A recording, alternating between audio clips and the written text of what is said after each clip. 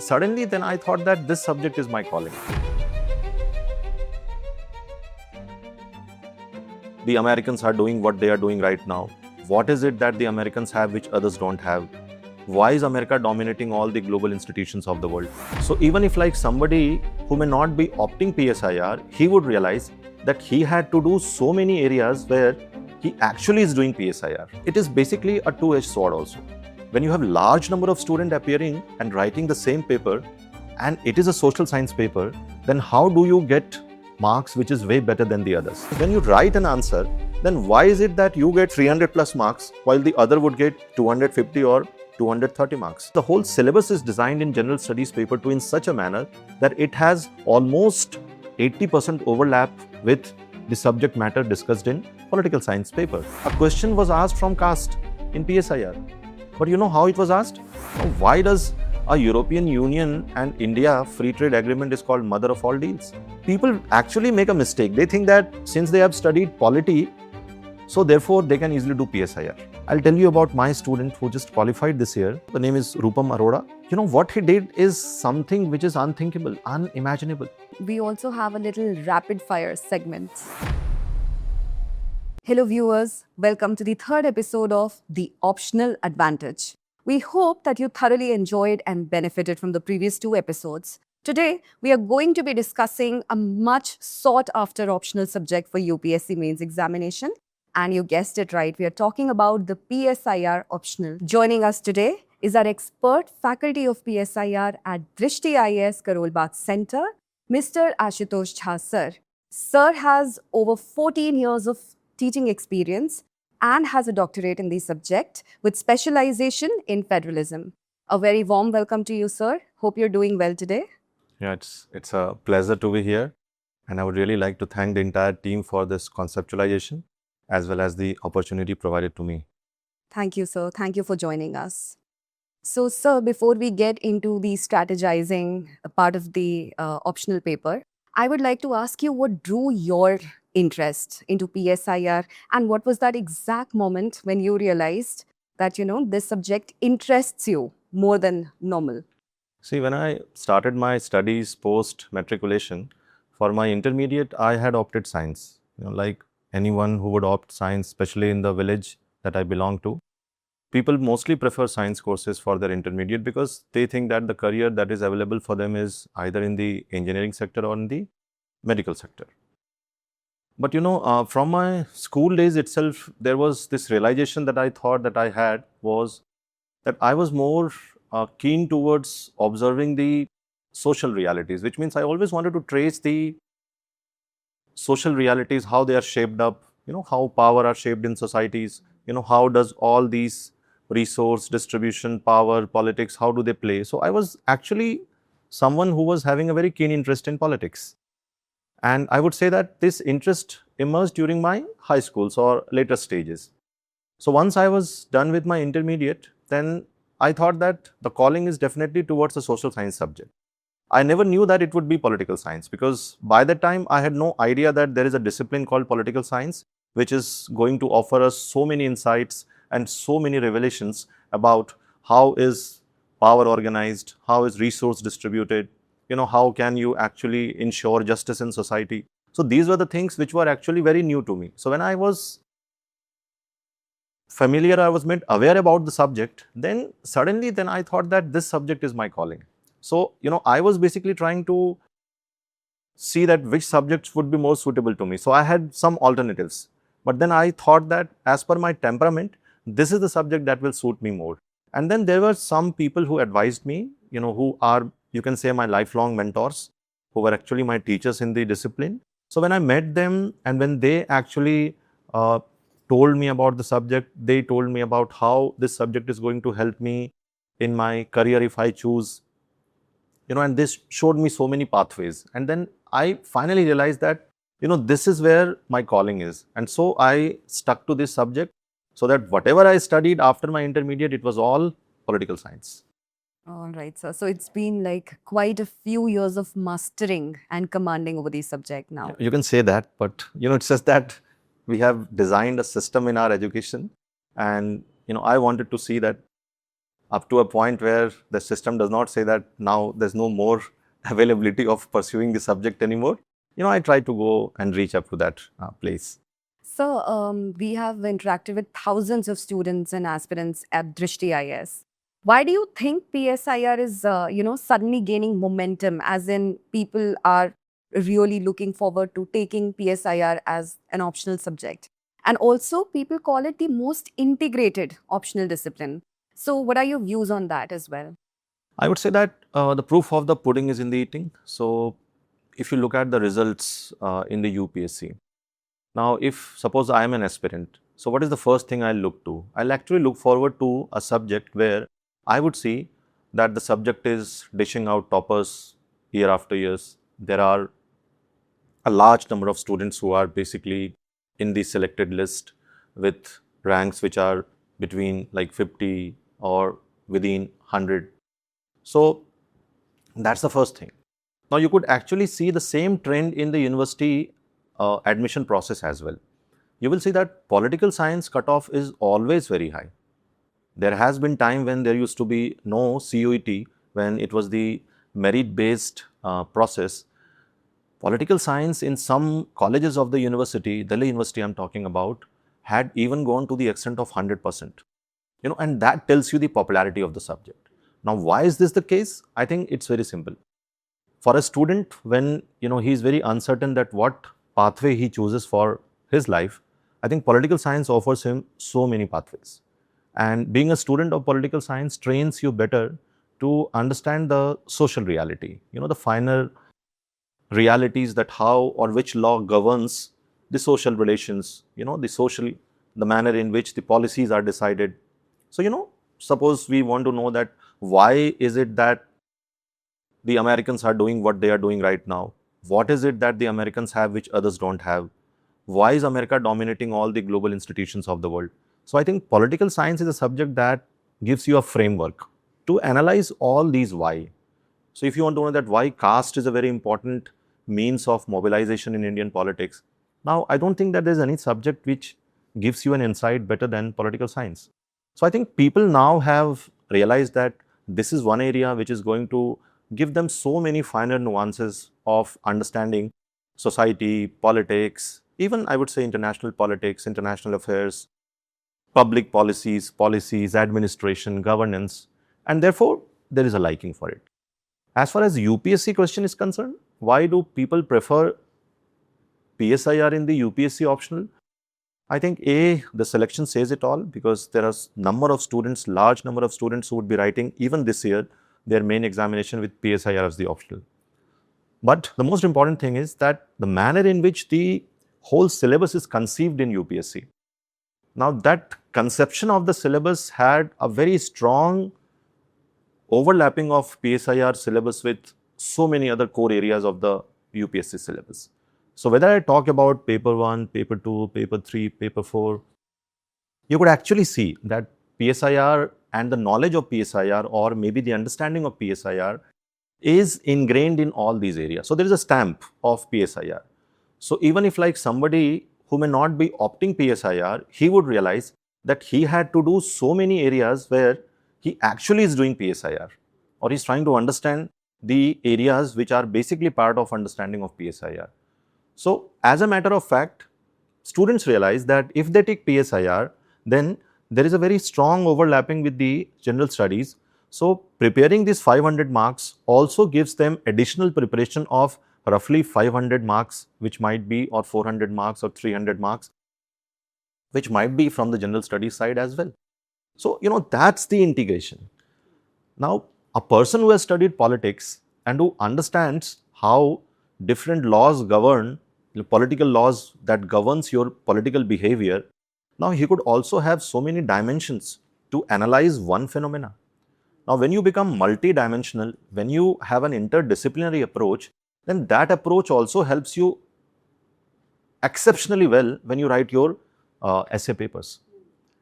Now, when you go to the personality test, even there you would find that there are large number of questions which might be asked from these themes, which is a very general theme. Even a layman reads about international politics. Even a layman reads about what happens in the national politics. But when you are an expert on that area, definitely your answer would count. You would actually outshine, you would outstand vis-a-vis the others. So I think these are the issues that pushes students more towards PSIR as an optional. So you're saying that there is an overlap with the general studies paper, the essay paper, as well as the personality test. And students who have experted in these subjects or mastered the subject to some extent are likely to outstand and outperform those who haven't. But do you think that this advantage is rather exaggerated, or do you think that the advantage is genuine? Now, if there was an exaggeration, then you won't have seen the kind of results that PSIR would actually be throwing up every year. In every result, you would see the PS and PSIR has a distinction of being like a paper which has given you toppers. Sometimes there has been cases where in the top 10 you have 4 PSIR students. So I think PSIR has done well in that sense, but it does not mean that other subjects have not done well. There are other subjects as well, and I think there is a liking specifically for humanities subjects in the preparation, and people have done well with other humanities papers as well, whether it is a history or a sociology or a geography. It depends on the student's temperament, the kind of mentorship he might receive. But yes, a genuine fact exists on the ground, an objective fact that exists is that PSIR has been a very popular option, and there has been like large number of aspirants who have taken up the subject while they would be writing their main examination. Now, it is basically a two-edged sword also. When you have large number of students appearing and writing the same paper, and it is a social science paper, then how do you get marks which is way better than the others? Because see, it is not natural science. In natural science, if you write an answer well, you get full marks. Suppose you have to prove a theory, in terms of a mathematical theory, then you prove it by a mathematical equation. If you have proven it, you get marks, and you get the full marks over there. In social science, if you are an examiner, how would you decide that which copy is better than the other? So there you are always judged relatively. And I think there comes the importance of mentors and teacher. Because when you write an answer, then why is it that you get 300 plus marks while the other would get 250 or 230 marks? So that's the difference between average and better marks. And I think here, the most prominent factor that comes to my mind is that here you need a mentor, you need a teacher who could actually elevate your standard up to an extent where when the examiner judges your copy, he basically looking at your copy, he could actually see the difference between you and the other, and then he could mark you relatively. So if you write a very generic, argument, and if you're not actually taught that how your argument would be different from the others, then there sometimes the student miss the trick, where students who have understood the subject well, they have been trained to write the answers well. Now this is where the difference comes between selection and rejection.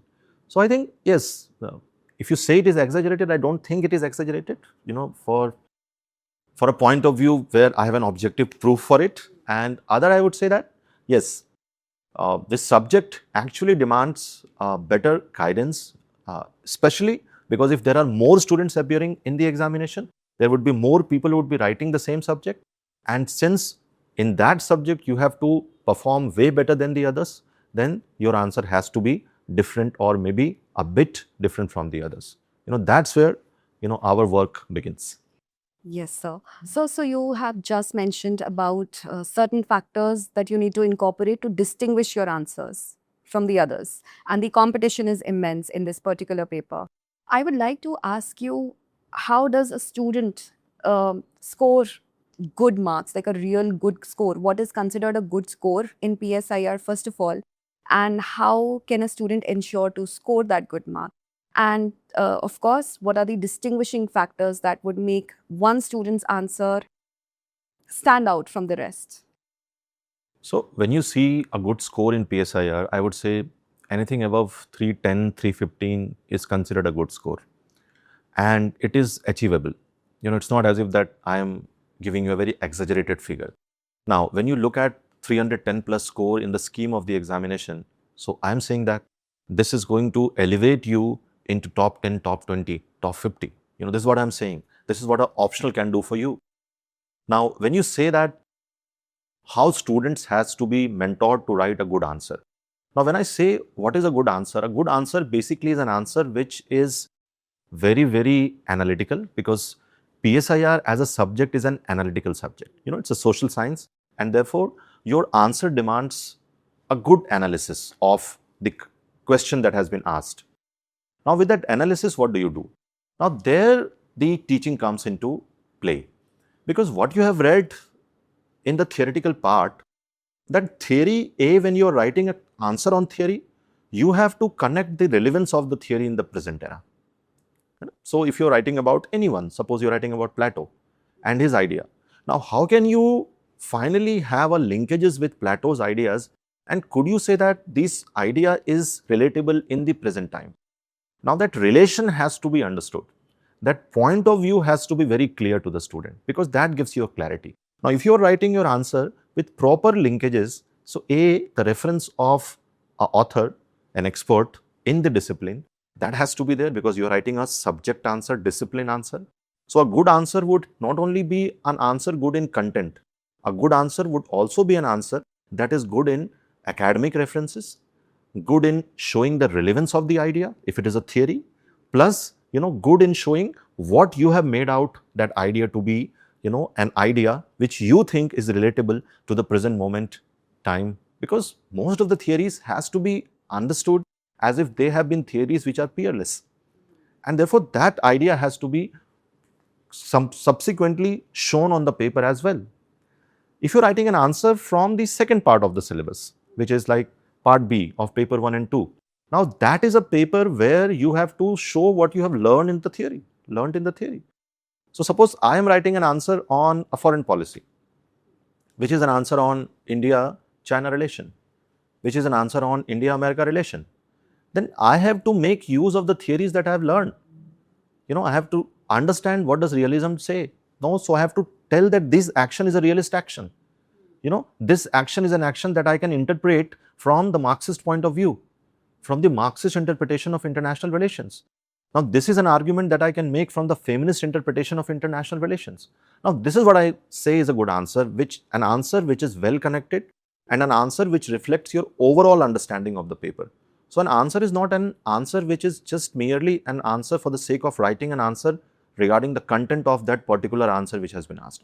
You have to basically show that you have understood the subject well, and now when you are asked to write an answer, you are basically bringing in your understanding, and that understanding is reflected on the paper. So, linkages from your theory to the application part, so suppose I am writing Gandhi, then how far Gandhi is relevant in today's context and time?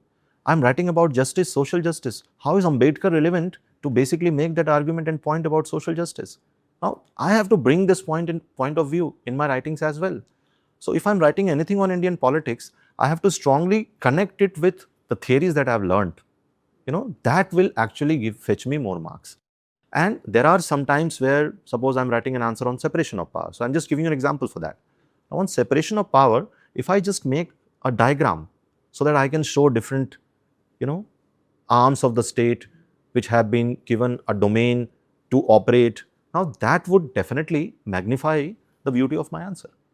So, that's what you learn gradually, not in one day. It's a continuous practice. You read, you internalize what you have read, and then you think over it, then you start writing, the teacher helps you connect the dots, and then you are prepared. You're ready to go for the examination, face the competition. So you mentioned academic references to enhance the answer, and our off-camera conversations, you also discussed your academic background. Could you please shed some light on how important it is to have an academic background in the subject to choose it as an optional, particularly in the case of PSIR? And could you also tell us who should refrain from choosing it as an optional, if at all? So, I'll start from the last point that you have raised here, who should refrain from choosing it. Somebody who finds politics very boring, someone who finds the operationalization of politics, the political behavior of different institutions, whether it is the institution of the nation, institution of the global, arena, if these things do not actually somehow disturb any of their nerves, then they should actually be out of this discipline. Because see, if you don't have an interest in the subject, then it's not easy to revise the subject 5 to 6 times. Because this examination demands constant revision and re-revision. And suppose you have lost interest in the subject, then you will not have the motivation to revise it. And if you don't revise it, you'll never learn the subject. You'll never be able to command the subject, because ultimately you have to qualify. That is why people who have a keen interest, that's where I come to the first part of your argument. People who have a keen interest in politics, which means politics is something that they like. They have a natural temperament where they are trying to keep themselves aware about what is happening internationally, what is happening nationally. Someone who has an interest in knowing that what are the laws which governs the behavior of the states at the international level, what governs the mobilization of people at the national level. If you have a bit of understanding or a keenness to understand politics, then this subject is for you. Even though you might not be from a background of political science, now that's where the coaching and the help of the coaching do emerge in the picture. Because people who do not have a background in political science, now with somebody who is already experienced in the area, now he will be your mentor and he will help you understand the subject. So understanding politics is very easy. Even though one might not be studying politics, but in their daily lives, they may be engaged in activities which is considered political. In families, we can say that there are so many activities which are in the domain of politics. We can say it's a political behavior. So who has power in the families? Can you just decipher a law or a law that tells you that no, whenever you ask a question in the family which is related to economy, there is a particular person who will actually hold power? Why is it that there are identities that play a very crucial role, not only in India but worldwide, when it comes to mobilization for the sake of elections? So electoral mobilization, why it is largely based on identity. And every society will have different types of identity on which people might mobilize themselves. Now, this is something which you have to understand. And that's where, the whole argument comes down. That when I'm talking about somebody's interest in knowing this, deciphering this, somebody who is, and if someone is already an aspirant, even if they don't like it, they will have to somehow know about this. Because you can't escape general studies paper 2, you can't escape general studies paper 1, you can't escape general studies paper 3, you can't escape general studies paper 4, because general studies paper 2 is entire political science. And I'm not saying that in the form that entire political science means that the whole political science has to be read over there, which means the whole syllabus is designed in general studies paper 2 in such a manner that it has almost 80% overlap with the subject matter discussed in political science paper, PSIR paper. And that is roughly 20% of PSIR content. So that's what I'm saying, that if you are an aspirant, then the first question that comes to your mind is, what is that subject that is going to help me immensely in the preparation of my entire section? Now, if that is the case, you can opt for political science, because the answer would be political science. There are so many other subjects as well, but one of the answer is political science as well. But the second question that I say, that do you need to take this option or not?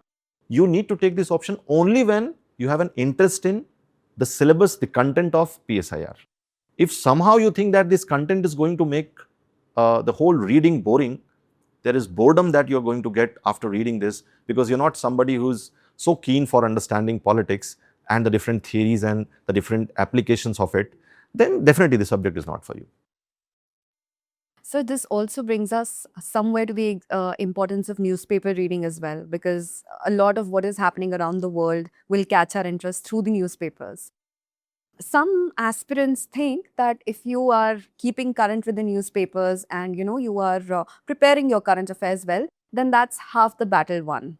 So what truth do you think is to that assumption? If you're a PSIR student, paper reading is must. I mean, you can't do without paper reading, because if you look at politics, politics is not a static phenomena. So politics is not something which is a static idea. So once you have read the idea, then there is no need to actually learn something new. Politics is a static area. Everything, the world politics changes. Every day, your national politics is changing. And there are so many issues which you see emerging in politics every now and then. So the world which was in 2010 is not the same world which is in 2025. So there are so many things that the world is witnessing politically. So there are so many political challenges that the world has now, and they have to face it in the present moment. So politics itself is a dynamic area, and if you have taken PSIR as a subject, you know you have taken a dynamic discipline as well. So newspaper reading is must, especially because you can't keep track of the global changes, the global actions and the international relations actions without reading the newspaper. And so you have to keep track of what people are writing on the international issues. So there are lots of people I can name whose columns are a must read. So you have an expert like a C. Rajamohan writing over there. You have Professor Rajagopalan writing over there. You have Jaishankar ji writing over there. You have so many former NSAs writing in newspaper. So, you need to see their column. You need to learn from their column. You need to have that acumen. Now, the problem is that newspaper reading is not only important for PSIR. Newspaper reading is important for the entire scheme of the examination. Because in newspaper, you also get articles on social issues. You also get articles on environmental issues. You also get article on global institutions. You also get articles on judicial pronouncements and decisions. You also get articles on governmental policies. You also get articles on governmental amendments. So there is a threadbare discussion on all of these. Now, where do you get this idea from? Because in the questions that are going to be asked in the main part of the examination, these are the questions they're going to ask you. And even if they ask you a static question, they can easily relate it to contemporary world, the contemporary laws, the contemporary policies, the contemporary events. I'll just give you an example to substantiate my point. A question was asked from caste in PSIR. But you know how it was asked? How is caste census going to strengthen the politics? So is it going to benefit? So question is on caste and caste-based mobilization in politics, but what they do, they connect it to caste census. So, this is how you have to understand. So how can you write a better answer without reading newspaper? There's no way. So newspaper reading is a must. And this I say from day one to all my students, that you can't escape newspaper reading. Newspaper reading is must. The only problem that comes here is that when you start making notes from the newspaper. So after a point of time, you start investing so much of time over there, and then there is a mechanical process, you make notes. Don't do that. Just read the article, just sketch out 4 or 5 important points of the article. Make it as a habit. Try to derive 4 or 5 important points from each of the articles that may be concerning General Studies 1, General Studies 2, General Studies 3 or General Studies 4, and make a point. That's it. Use those points. If you have read it, you have written it, that will definitely be within your brains. And when the usage comes, try to use it. So you also mentioned keeping abreast with the global developments. Could you tell us what are some of the global developments that every serious PSIR student should be aware of? I always say this very interesting global observation, which is that globalization is crumbling. And globalization is crumbling because of the efforts of people who were the votaries of globalization. So if you look at the American actions under Trump 1 and Trump 2, if I say so, now Trump 1 and Trump 2 is a significator of the beginning of the end of globalization and the movement of the world towards regionalization and bilateralization. This is what we are going to witness. So this is one phenomena which is going to help us understand so many political events around the world. Now, why does a European Union and India free trade agreement is called mother of all deals?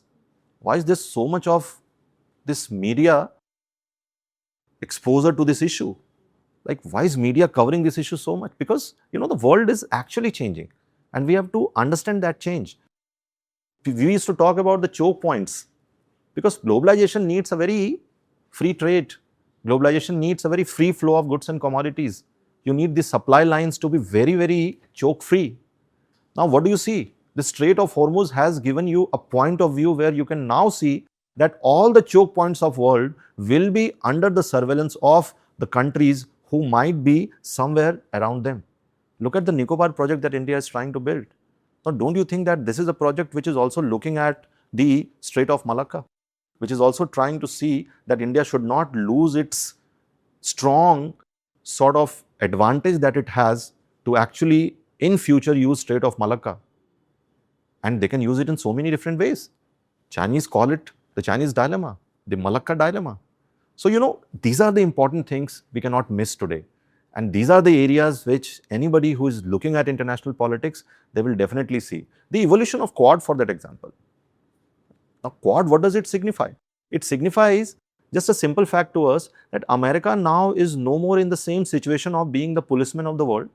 It does not want to actually be the country which is going to take care of all the different areas of the world, and it cannot try to ensure that every peace area which is a disturbed area where they want to ensure peace has to be with the American hand. And so they're trying to bring in more people. Now it tells you that India is an important stakeholder in it when it comes to Indo-Pacific, and that is a realization, recognition of that fact. So I think these are the issues we definitely cannot miss if you are a avid, onlooker of what is happening in international politics. Sir, and this brings us to my next question that, at Drishti IAS, I'm sure you've read a lot of answers, evaluated a lot of copies. What do you think, what mistakes, for example, missing catching these global developments could be one, but what other mistakes do you think can cost an aspirant 20 to 30 marks in the paper? See, as I told you that the answer when you evaluate, there are like answers which might be very generic, which means the content is not a problem. What you have taught to them, that has been disseminated, and therefore, that is returned back in the form of arguments or answers. So content is not the problem. Sometimes the bigger problem is you have to learn to structure the content. So structuring is one issue. Sometimes you also have to see that people fail to connect the dots, which I was telling you that whenever you want to score good marks, when you want to outshine from the others, which means everybody has been trained with the same teacher, with the same content, and the teacher has more or less mentored them similarly. Now there comes your revision, your internalization of what you are reading, your thought process, and then how you are able to show that on the paper, that whatever you have learned, how are you able to show that on the paper? The linkage, the connect of first part with the second part, theory with the application. Now that is where we see that the answers might be missing somewhere. Sometimes students are not able to finish their answer well. It has been also a case that I have seen in so many copies where they have started it well, they have moved to the content well, but now when they have to end the argument, somehow, they miss the trick. So I think these are lessons that one has to see, that students has to be trained for. And I think Drishti IAS, you have a dedicated team for it, people who evaluate the answers, people who make these model answers, and then they provide the feedbacks to the students as well. So people who come to me, I also check their answers. Definitely, I also look at the answers. I also discuss the answers with the students. And I do this on a personal basis. But Drishti has its own dedicated team. So the best thing that I have always liked in Drishti, since I have been here, that Drishti has only asked me to be better prepared for my classroom teaching. And other than that, if as a teacher, this is what I would always love, that I should study and I should come and teach to the best of my ability. Now, anything which is miscellaneous to teaching, this has never been expected from me, that it is a task that you have to perform. And now this gives me immense time to focus on the core area. And that is where I see that I'm really thankful to the institution. Plus, I really see that there is a very different sort of culture that the institution has built. Because my experience in teaching has always been a case where teaching was largely considered secondary. The primary issue was largely about the miscellaneous work that were attached to teaching. Now, this was given more focus. Now, because this is a coaching institute which is trying to prepare students for the examination, and if this is how you build a culture where the teacher is asked to focus on teaching, and then the major focus is that you should only get yourself best prepared as far as teaching is concerned, and now it is left to your sweet will that if you want, you can give time to mentor the student as well. I think I could not ask for anything more in this particular area. So you were saying that here at Drishti, we focus much at the betterment of students. That is the primary focus here. That's the primary focus, because see, if the teacher is only engaged in learning himself, definitely he would be trying to give to the student something better, because he would also be learning, he would be getting time to do that. And if you divide his work, in some other areas, maybe that might create some sort of a gap in that teaching process. So I think this is where they have try to balance the two beautifully. So that's why we have like very professional, dedicated groups who looks after different areas. Plus, we are also open to all sorts of mentoring and any kind of advice that the students seek from us. Plus, if they want to come to us in terms of what better they should do in terms of answer writing, so we definitely mentor them. But that is also done by a dedicated team. Sir, if you could identify one skill that, really breaks the tag for top scoring and that really improves answer writing and the scores as well, what would that be? I think we should not like make it more complicated. When you study a discipline, when you understand the discipline, and if you are a person who can write what he have understood in a very flowing manner, that is good enough to fetch you good marks. So first thing is, there should not be a jumbled understanding of anything. The content has to be very clear in the minds first. But that's not the case, because even if you have something in mind, the examination is not oral, it's a written exam. So your writing has to be very clear. When I say clear, it means that the language that in which you are writing, you should be very comfortable in that language. And comfort means you should not do any grammatical mistake. So grammar, syntax, these should be proper, and your language should be such which is easily understandable to somebody who's reading your copy. And if you can just in your answer try to connect the dot, link what you have understood in theory to the application part. If you can link what you have understood in the theory to the relevance part, and if you can just add certain diagrams, certain flow charts if required. Now, every answer would not demand the same. So you can't just push that you have to just insert a flow chart or a diagram. That's not required. But if the answer demands, as I give you an example, a separation of power kind of an answer, there you can use these kind of skills as well. And I think this is the difference one gets. So everybody understands the content well, but somebody who understands the content well can show that content with proper academic references, with proper critical analysis, again with academic critical analysis, not a generic answer, with some linkages to relevance, application of it, with a very good conclusion, concluding what you have written above. That's how you get good marks. And that is something which you learn gradually. This will not happen in one day. This demands continuous revision. This demands internalization of the discipline, internalization of the subject. And once you have done that, you can just easily move it. That's not a problem. And then you can definitely outstand vis-a-vis the others. So there is a requirement of thoroughly blending your theory as well as the application part as well. Sure. That's the primary requirement. That's the primary requirement. Sir, but a lot of students get intimidated by political thinkers, like Marx and Rawls, and all of these thinkers really intimidate them. So what is the best way to study them and to integrate them? And does integrating it, like in your second paper, for example, probably mentioning them when required, does it really enhance scores? Yeah, definitely. See, the first thing that you said, there's a sense of intimidation while you are studying a theory. See, theories are always considered by some as if it is jargon that you are reading. Now, see, theories are not that, but for that you need a good mentor. So there are never bad students, there are always bad teachers. My mathematics teacher used to tell me, and he used to tell us that if you are bad in mathematics, it's not because you are a bad student of mathematics. It's just that I'm a bad teacher of mathematics.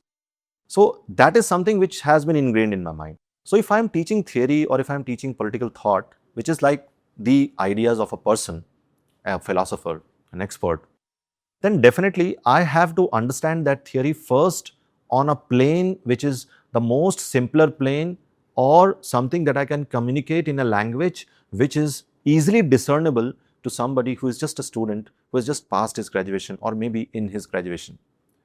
Now you have to bring that theory which is written at a plane which is way above it to that language. If you can develop that language, I don't think there is any issue with regards to understanding of any political theory or philosophy. Now this is what I do in my classroom teaching, where I just try to simplify the entire content, the theory, the thought, so that it is delivered to them in the language which is easily fathomable and discernible to our student. And if I could do that, I don't think there is any problem as far as understanding this theory is concerned. So there is no intimidation as such. People actually make a mistake. They think that since they have studied polity, so therefore they can easily do PSIR. Since they have studied IR in GS paper 2, so they can easily do PSIR. See, what you have done in GS paper 2, IR and polity, this is not even 10% of what you'll be doing in PSIR. Because see, GS demands that you should know a subject and you should factually answer the content of it, which means your answer should be fact-based. So if I'm writing an answer in the general studies on a India-Russia relation, now I will just mention the treaty, the agreements, the datas, that is more than enough. But if I'm writing the same answer, I will have to find in PSIR that what is propelling this move by India. What is propelling the move by Iran that they don't want to be browbeaten by the Americans. So then I'll bring in the concepts that I've learned, the concept of a nuclear deterrence, the concept of a security dilemma, the concept of realism, the concept of idealism. Now, this is what you have to be prepared when you are reading PSIR. So, for PSIR student, I would say when you are trying to go into this discipline, understanding the discipline of PSIR, it is not something which has to be just understood in a very filmy manner, in a manner which only tells you a very little bit of detail of everything. You have to be thorough in the detail, because actually the marks lies in the detail of what you are answering, in your arguments. Sir, how long do you think a first-time aspirant takes to get comfortable with the paper? And in how long can he or she complete the syllabus? See, usually PSIR syllabus will take more time than the others because let me again tell you a technical thing here. Look at the subject name. It is called Political Science and International Relations. Now, do you think any subject has "and" added to it? So, why is it the case? Because in most of the Western universities, political science, international relations are taught as separate discipline. So, for UPSC sake, like for this examination, what we have done, we have integrated the two. So, definitely when you are reading PSIR, actually you are reading two independent disciplines which are being taught in different parts of the world, including our own universities. There are some universities in India as well which teach political science and international relations both as separate disciplines. Now, that's the point. So, therefore, when you say how long does it take, definitely it will take longer than the other subject. But it's not a problem for the sake of the examination, because the examination, as I've said, is designed in such a manner that whatever little time you devote over here, you save that time in the general studies section. Okay. So, yes, it takes a little bit more time than the others. You can say a couple of months more than the others. If you're a student who's trying to understand it, can you do it on your own? You can do it on your own, but you'll take lots of time. Like maybe you can take up to 2-3 years as well. But the coaching part is that the coaching helps you to finish this subject in due time. And I would just say that the moment you are finishing this course with us, we think that you are more or less prepared to take the examination now. So, as a matter of fact, I would say that 10 months, 8 to 10 months of rigorous study in the discipline will enable you to be ready for the examination. Right, sir. For PSIR. So, for our aspirants who are writing the 2026 mains examination with PSIR Optional, could you please guide them briefly through the strategy, what they should focus on and what areas they should completely avoid now that there is a paucity of time as well? There is immense paucity of time now. So, first thing, if they have just been a little bit heartbroken because of the prelims question and they might have just missed the trick, that is, they might have just missed 2-3 weeks of time, that would have been a problem. I would say that would be a problem in the long run, because now they will be 2-3 weeks short after the results are out. Plus, for them, I think largely what they have to focus upon is that when you prepare the subject, you always have to prepare a note for it. Because now, if you don't have a note for all the topics that you have read in PSIR, you don't get the time to revise the subject entirely. So, note making is a very, very important phenomena in the preparation. So, focus on your note, focus on the revision of your note, join a test series, if it is being offered. The test series will immensely help you, because in a short period of time, the only test series is a place where you can actually write the answers. Then again, you can get new sort of comments on the answer and you can still keep on improving yourself. I'll tell you about my student who just qualified this year. He had come to me after actually getting selected in the pre-part of the examination. He had done his course, he's finished it, but he had not read it because he was preparing other areas. And he was not even a political science student, he was an architect. The name is Rupam Arora. He was our own classroom student. And what he did is something which is unthinkable, unimaginable. In this short period of 2.5 months, he could actually get a score of 265. Wow. And ultimately be selected in the examination. But how could he do it? Because there were clear-cut instructions which was given to him, daily answer writing, daily answer writing plus evaluation, so that he could get where he was making the errors. He had already done the subject, so he had all the note, he had all the content, so he relied on the content entirely, and then he could score better. But if he himself says it, that if he had done it, if he had like 2 months more to prepare this subject, he would have crossed 300 marks. And that would have been the difference between a rank of 250 plus something to a rank of top 50. Right. So. And that's what I'm trying to say. So people who are appearing this year, there's less time. So now you can just focus on revision, answer writing, practice, evaluation, again revision, answer writing, practice, evaluation. Nice, sir. So we also have a little rapid fire segment in today's show. Nowadays, this is the theme of every podcast these days. Every podcast, sir. It's also thoroughly enjoyed by all viewers. Sure. So we'll try to be very quick with the answers. And I hope that there's not any googly that might come. Well, sir, we'll have to wait and watch. So who's your favorite political thinker and why? It's a very tough question because as a person, I give respect to so many political thinkers because their thought process has helped me understand so many important things. But if I have to pick like one prominent political thinker, I would definitely pick a person like Kautilya as one of my favorite. And definitely, because he represents Indian political thinking. He represents political thinking at a time when the world was not even knowing what political thinking might be. So the kind of theories he has constructed during those times, it's completely unthinkable. And I would just say that what Kautilya wrote in his theory, he was smart enough to apply those theories on the ground and achieve success, which means the proof of Kautilya's theory is in the kingdom of Magadh. So whatever Kautilya has written, he's just not a theorist. He's somebody who has applied his theory on the ground and proven to the entire world that, these are not just theories or these are not just philosophical thinking that will just enlighten your mind. These are typical political strategies which will be used to make a powerful state. And, this is why I think Kautilya's ideas are very relevant. He's someone who is like a thorough realist. His contribution to governance, his contribution to public administration, his contribution to international diplomacy and international politics, his contribution to the idea of state, that is immense. So I think I've learned a lot of things from Kautilya. Plato or Marx, who's a better read? I mean, both are exceptional, but if you're saying I have to pick one, I'll say Plato, because he's the fountainhead of political philosophy. Who, according to you, is the most underrated political thinker? Gramsci, for sure. Because every time I see somebody talking about Gramsci, they only talk about hegemony. But look at his other concepts. I mean, who better teaches you that how can a state actually rule by consent? How can a state try to use soft power to actually quell any kind of discontent that might exist and therefore create order in the society?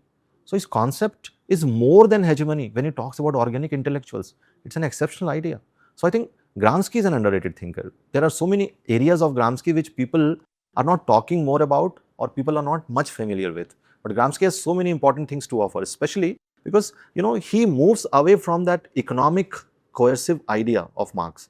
And he basically tells you that there are other ways in which consent can be created even without coercion. And that's a phenomenal idea in itself. That's true, sir. What is the one topic that you enjoy teaching the most? I think I enjoy teaching this sections which is political philosophy, political thought the most. Because that's the core in which you build your subjects and your arguments for the subject. So I think it's the building blocks of the subject. And because I always want my student to be well versed with it, so therefore, I have also developed a liking for it, because if I do not like it more than every other aspect, then I will not be able to actually pass on the same kind of zeal and enthusiasm to my students as well. Fair, sir. Final question, sir. If you had to describe PSIR in one word, what would that be? That's tough, I think. But if you say one word, so we can use two words or maybe a sentence. Teachers always say everything in a sentence. So one word is more like being very to the point. I think it's very insightful. We can say it's a subject which is insightful. It gives you so many insight in so many different ways. And we can't say that only one insight is true. There are multiple insights, and the best part is all insights are true. So it's more like a knowledge where you gain so much of insight reading it. Thank you, sir, for gracing this show.